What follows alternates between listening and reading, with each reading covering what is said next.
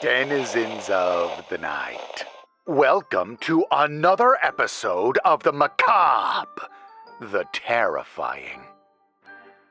Broadcasting live from the business end of a hangman's noose, I will be your guide through the witching hours.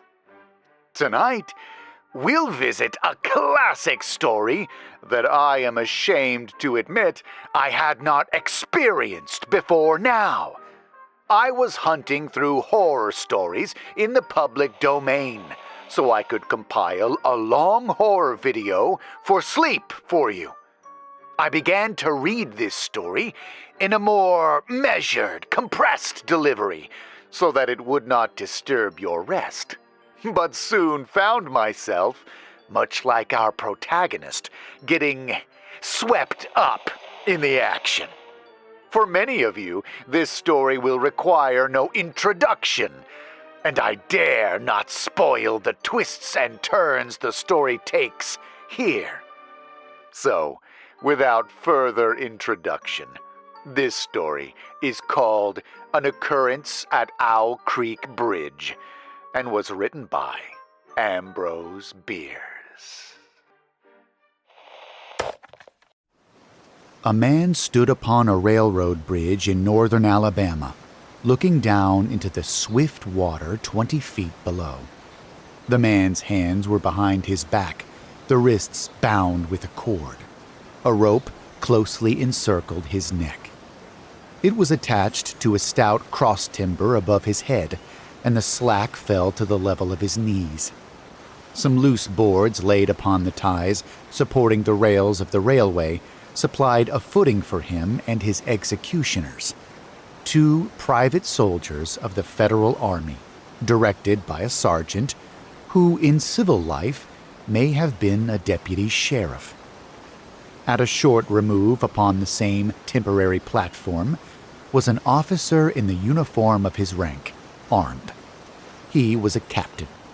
A sentinel at each end of the bridge stood with his rifle in the position known as support, that is to say, vertical in front of the left shoulder, the hammer resting on the forearm thrown straight across the chest, a formal and unnatural position enforcing an erect carriage of the body. It did not appear to be the duty of these 2 men to know what was occurring at the center of the bridge. They merely blockaded the 2 ends of the foot planking that traversed it.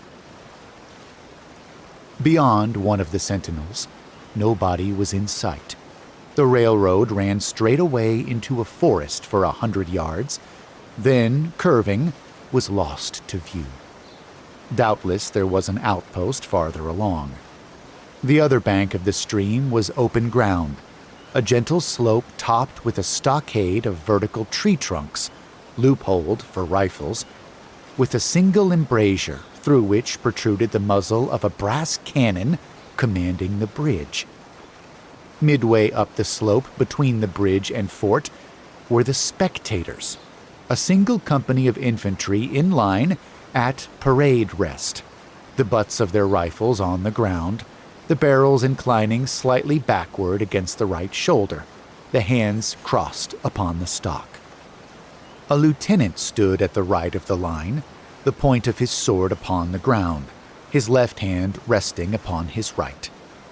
Excepting the group of 4 at the center of the bridge, not a man moved. The company faced the bridge, staring stonily, motionless. The sentinels, facing the banks of the stream, might have been statues to adorn the bridge. The captain stood with folded arms, silent, observing the work of his subordinates, but making no sign.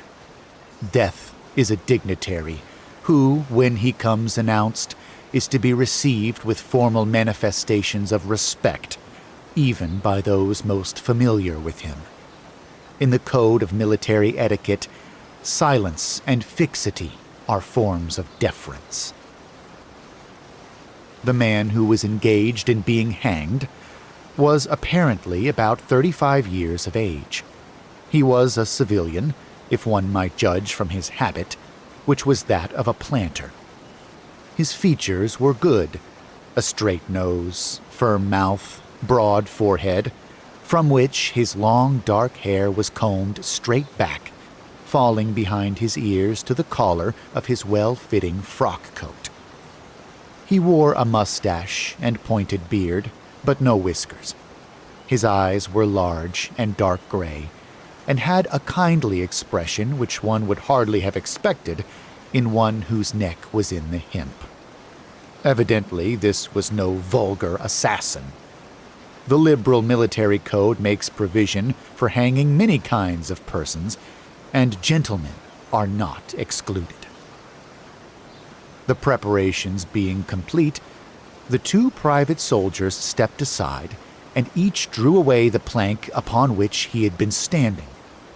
The sergeant turned to the captain, saluted, and placed himself immediately behind that officer, who in turn moved apart one pace. These movements left the condemned man and the sergeant standing on the two ends of the same plank, which spanned 3 of the cross ties of the bridge. The end upon which the civilian stood almost, but not quite, reached a 4th. This plank had been held in place by the weight of the captain. It was now held by that of the sergeant. At a signal from the former, the latter would step aside. The plank would tilt, and the condemned man go down between 2 ties. The arrangement commended itself to his judgment as simple and effective. His face had not been covered, nor his eyes bandaged. He looked a moment at his unsteadfast footing, then let his gaze wander to the swirling water of the stream racing madly beneath his feet. A piece of dancing driftwood caught his attention, and his eyes followed it down the current. How slowly it appeared to move! What a sluggish stream! He closed his eyes in order to fix his last thoughts upon his wife and children. The water, touched to gold by the early sun, the brooding mists under the banks at some distance down the stream, the fort, the soldiers, the piece of drift, all had distracted him. And now he became conscious of a new disturbance. Striking through the thought of his dear ones was sound which he could neither ignore nor understand. A sharp, distinct, metallic percussion like the stroke of a blacksmith's hammer upon the anvil. It had the same ringing quality. He wondered what it was, and whether immeasurably distant or nearby. It seemed both. Its recurrence was regular, but as slow as the tolling of a death knell. He awaited each new stroke with impatience, and, he knew not why, apprehension. The intervals of silence grew progressively longer. The delays became maddening. With their greater infrequency, the sounds increased in strength and sharpness. They hurt his ear like the thrust of a knife. He feared he would shriek. What he heard was the ticking of his watch. He unclosed his eyes and saw again the water below him. If I could free my hands, he thought, I might throw off the noose and spring into the stream. By diving, I could evade the bullets, and, swimming vigorously, reach the bank, take to the woods, and get away home. My home, thank God, is as yet outside their lines.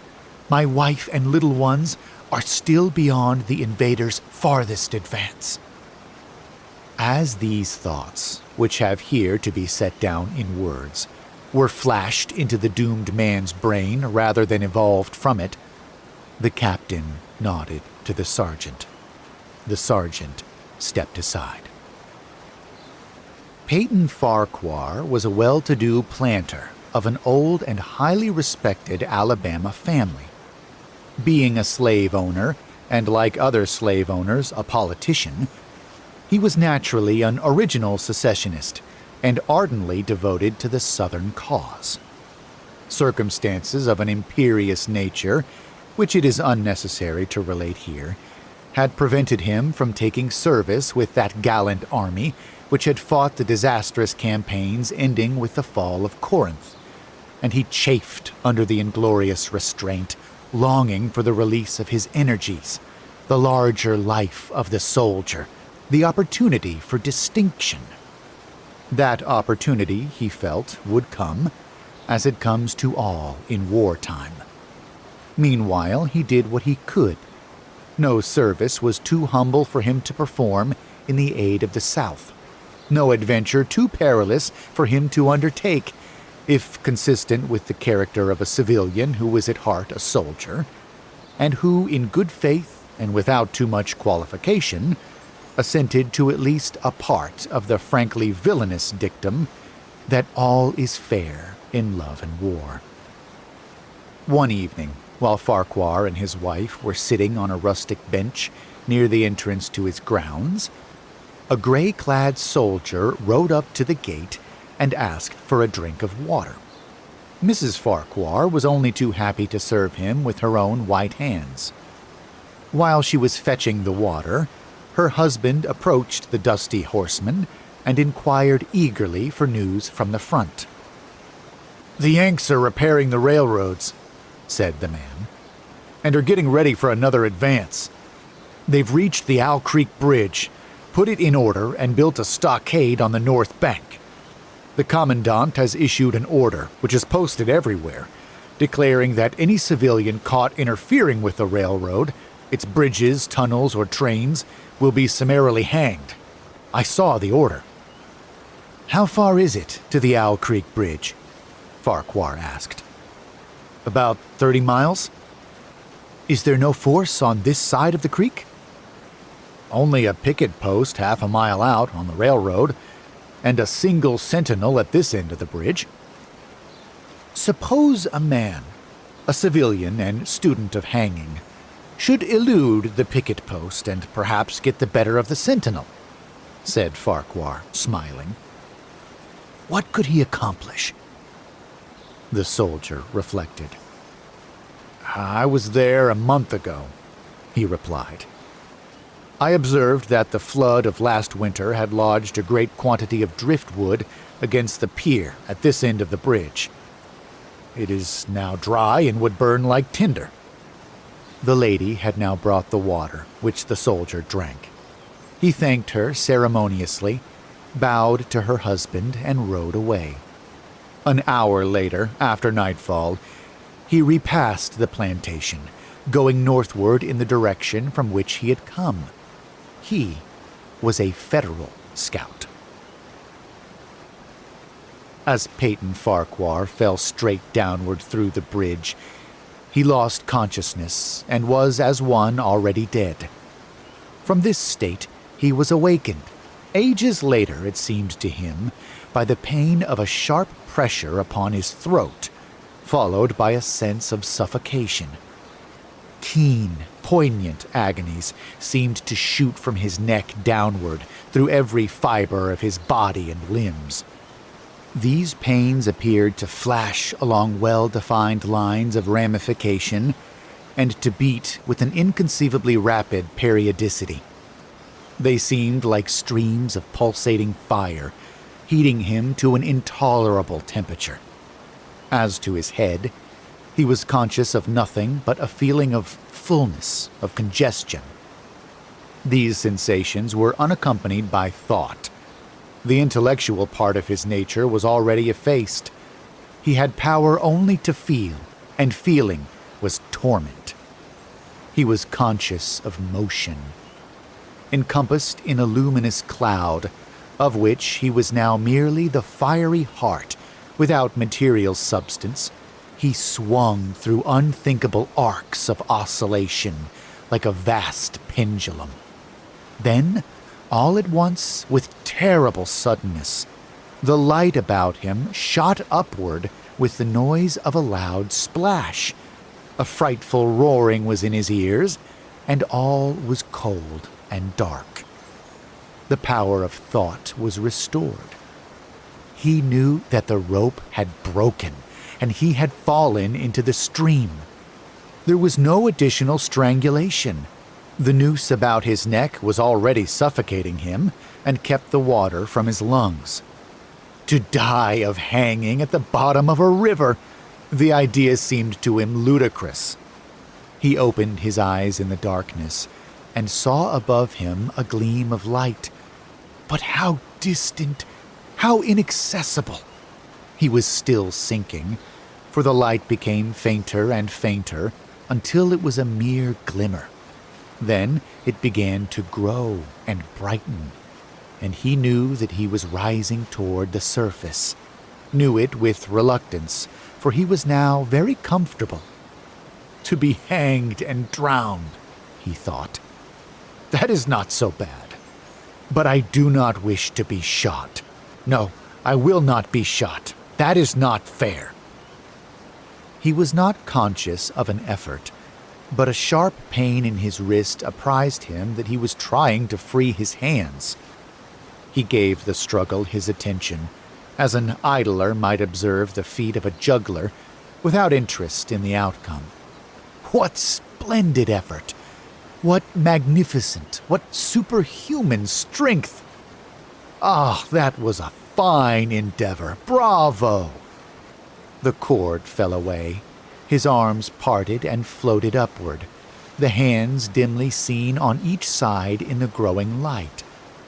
He watched them with a new interest, as first one and then the other pounced upon the noose at his neck. They tore it away and thrust it fiercely aside, its undulations resembling those of a water snake. "Put it back! Put it back!" He thought he shouted these words to his hands, for the undoing of the noose had been succeeded by the direst pang that he had yet experienced. His neck ached horribly. His brain was on fire.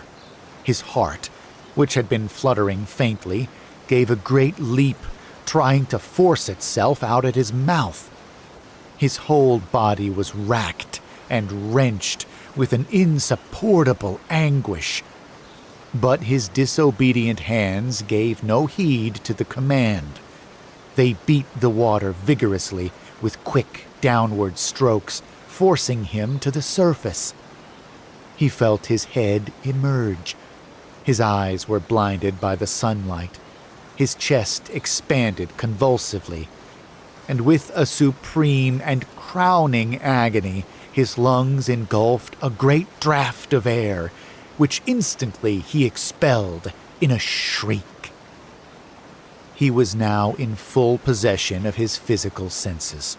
They were, indeed, preternaturally keen and alert. Something in the awful disturbance of his organic system had so exalted and refined them, they made record of things never before perceived. He felt the ripples upon his face and heard their separate sounds as they struck. He looked at the forest on the bank of the stream, saw the individual trees, the leaves and the veining of each leaf. He saw the very insects upon them, the locusts, the brilliant-bodied flies, the gray spiders stretching their webs from twig to twig. He noted the prismatic colors in all the dewdrops upon a million blades of grass, the humming of the gnats that danced above the eddies of the stream, the beating of the dragonfly's wings, the strokes of the water spider's legs, like oars which had lifted their boat. All these made audible music.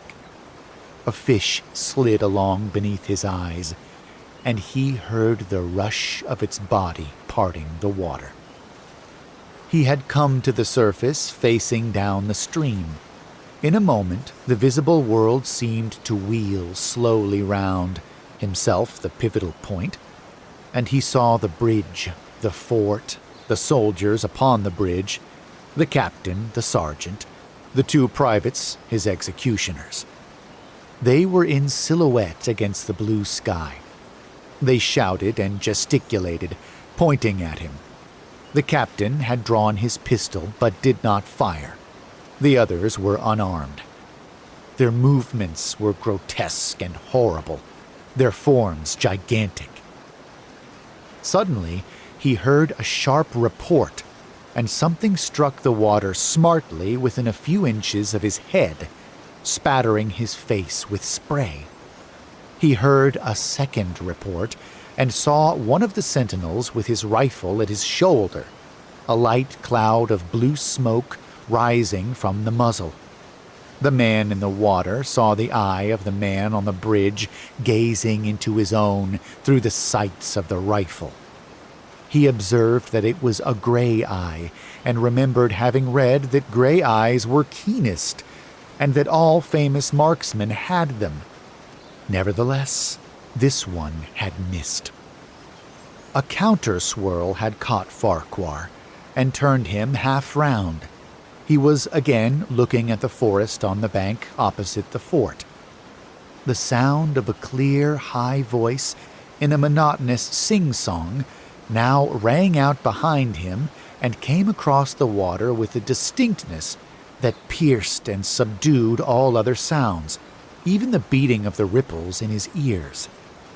Although no soldier, he had frequented camps enough to know the dread significance of that deliberate, drawling, aspirated chant. The lieutenant on shore was taking a part in the morning's work. How coldly and pitilessly, with what an even, calm intonation, presaging and enforcing tranquility in the men. With what accurately measured interval fell those cruel words. "Company, attention! Shoulder arms! Ready! Aim! Fire!" Farquhar dived as deeply as he could. The water roared in his ears like the voice of Niagara, yet he heard the dull thunder of the volley, and, rising again toward the surface, met shining bits of metal, singularly flattened, oscillating slowly downward. Some of them touched him on the face and hands, then fell away, continuing their descent. One lodged between his collar and neck. It was uncomfortably warm, and he snatched it out. As he rose to the surface, gasping for breath, he saw that he had been a long time under water. He was perceptibly farther downstream, nearer to safety. The soldiers had almost finished reloading. The metal ramrods flashed all at once in the sunshine as they were drawn from the barrels, turned in the air, and thrust into their sockets. The two sentinels fired again, independently and ineffectually. The hunted man saw all this over his shoulder. He was now swimming vigorously with the current. His brain was as energetic as his arms and legs. He thought with the rapidity of lightning. "The officer," he reasoned, "will not make that martinet's error a second time. It is as easy to dodge a volley as a single shot. He has probably already given the command to fire at will. God help me, I cannot dodge them all." An appalling splash within 2 yards of him was followed by a loud, rushing sound, diminuendo, which seemed to travel back through the air to the fort and died in an explosion which stirred the very river to its deeps. A rising sheet of water curved over him, fell down upon him, blinded him, strangled him. The cannon had taken a hand in the game. As he shook his head free from the commotion of the smitten water, he heard the deflective shot humming through the air ahead, and in an instant it was cracking and smashing the branches in the forest beyond. "They will not do that again," he thought. "The next time they will use a charge of grape. I must keep my eye upon the gun. The smoke will apprise me. The report arrives too late. It lags behind the missile. That is a good gun." Suddenly he felt himself whirled round and round, spinning like a top. The water, the banks, the forests, the now distant bridge, fort, and men all were commingled and blurred. Objects were represented by their colors only. Circular, horizontal streaks of color, that was all he saw. He had been caught in a vortex and was being whirled on with a velocity of advance and gyration that made him giddy and sick. In few moments, he was flung upon the gravel at the foot of the left bank of the stream, the southern bank, and behind a projecting point which concealed him from his enemies. The sudden arrest of his motion, the abrasion of one of his hands on the gravel, restored him, and he wept with delight. He dug his fingers into the sand, threw it over himself in handfuls, and audibly blessed it. It looked like diamonds, rubies, emeralds. He could think of nothing beautiful which it did not resemble. The trees upon the bank were giant garden plants. He noted a definite order in their arrangement, inhaled the fragrance of their blooms. A strange roseate light shone through the spaces among their trunks, and the wind made in their branches the music of Aeolian harps. He had not wished to perfect his escape. He was content to remain in that enchanting spot until retaken. A whiz and a rattle of grape shot among the branches high above his head roused him from his dream. The baffled cannoneer had fired him a random farewell. He sprang to his feet, rushed up the sloping bank, and plunged into the forest. All that day he traveled, laying his course by the rounding sun. The forest seemed interminable. Nowhere did he discover a break in it, not even a woodsman's road. He had not known that he lived in so wild a region. There was something uncanny in the revelation. By nightfall, he was fatigued, footsore, famished. The thought of his wife and children urged him on. At last, he found a road which led him in what he knew to be the right direction. It was as wide and straight as a city street, yet it seemed untraveled. No fields bordered it, no dwelling anywhere. Not so much as the barking of a dog suggested human habitation. The black bodies of the trees formed a straight wall on both sides, terminating on the horizon in a point, like a diagram in a lesson in perspective. Overhead, as he looked up through this rift in the wood, shone great golden stars, looking unfamiliar and grouped in strange constellations. He was sure they were arranged in some order which had a secret and malign significance. The wood on either side was full of singular noises, among which, once, twice, and again, he distinctly heard whispers in an unknown tongue. His neck was in pain, and lifting his hand to it, found it horribly swollen. He knew that it had a circle of black where the rope had bruised it. His eyes felt congested. He could no longer close them. His tongue was swollen with thirst. He relieved its fever by thrusting it forward from between his teeth into the cold air.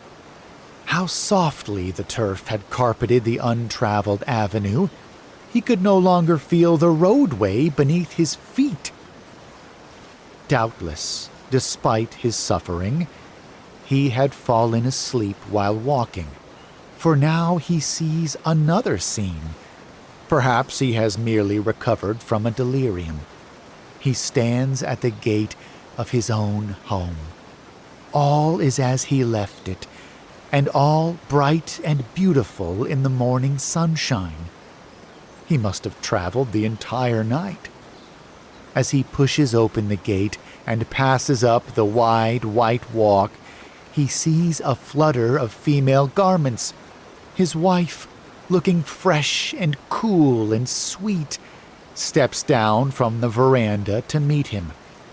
At the bottom of the steps she stands waiting, with a smile of ineffable joy, an attitude of matchless grace and dignity. Oh, how beautiful she is! He springs forwards with extended arms. As he is about to clasp her, he feels a stunning blow upon the back of the neck. A blinding white light blazes all about him with a sound like the shock of a cannon. Then all is darkness and silence. Peyton Farquhar was dead. His body, with a broken neck, swung gently from side to side beneath the timbers of the Owl Creek Bridge. Doesn't this feel like a very modern twist to a story? It turns out that we're all just hooked up to a virtual reality and nothing is real. It turns out that the protagonist died at the beginning of his quest and was dead the whole time. The unexpected twist that makes you question everything is a perennial classic, isn't it? I also particularly enjoyed the prose in this story. Take this, for example. He noted the prismatic colors in all the dewdrops upon a million blades of grass. That sounds so beautiful as to almost be overwhelming, doesn't it? If you enjoyed this story, please let me know in the comments below. Please also sound off about whether or not you'd be interested in a longer form video for sleeping, which features a mixture of modern and public domain stories to help you drift into sleep. Don't forget to leave a like on this video and subscribe to hear more stories like this one. Whatever you do, make sure you stay on the right side of the bridge, both physically and metaphorically, and don't fall asleep.